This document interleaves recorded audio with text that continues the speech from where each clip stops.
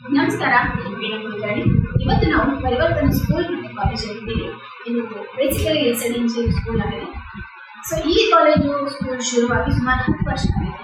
ಈ 10 ವರ್ಷದಲ್ಲಿ ಏನೇನು ಅಭಿವೃದ್ಧಿ ಆಗಿದೆ, ಏನೇನು ಸಾಧನೆ ಮಾಡಿದೆ, ಹಂತವಾಗಿ ಹೇಗೆ ಬೆಳವಣಿಗೆ ಆಗಿದೆ ತಿಳ್ಕೊಳ್ಳೋಣ.